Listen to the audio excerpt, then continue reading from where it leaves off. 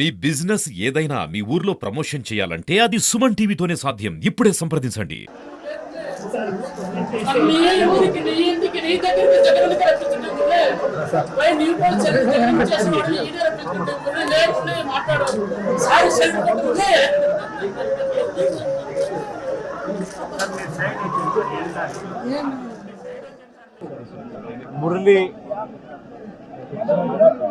మురళీ నాయక్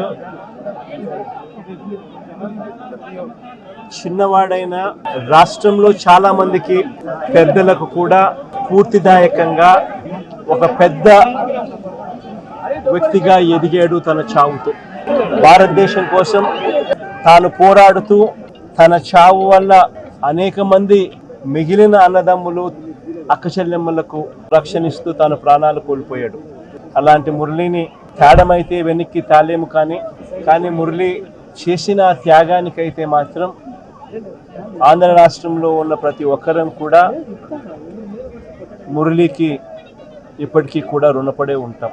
రాష్ట్ర ప్రభుత్వం మొట్టమొదటిసారిగా ఏ జవాన్ చనిపోయినా కూడా ఆ జవాన్లకు ఇటువంటి ఘటనలో ఏదైనా కానీ ప్రాణాలు కోల్పోతే, దేశం కోసం పోరాటం చేస్తూ ప్రాణాలు కోల్పోతే 50 లక్షల రూపాయలు ఇచ్చే సాంప్రదాయం మొదలుపెట్టింది వైఎస్ఆర్సీపీ ప్రభుత్వ హయాంలో మొదలుపెట్టినందుకు చాలా సంతోషపడతా ఉన్నాం. ఆ సాంప్రదాయాన్ని కొనసాగిస్తూ ఇప్పటి ప్రభుత్వం కూడా 50 లక్షల రూపాయలు మురళి కుటుంబానికి ఇవ్వడానికి ముందుకు వచ్చినందుకు ఈ ప్రభుత్వానికి కూడా కృతజ్ఞతలే. పార్టీ తరపు నుంచి అన్ని రకాలుగా మురళికి అండగా తోడుగా ఉంటాం.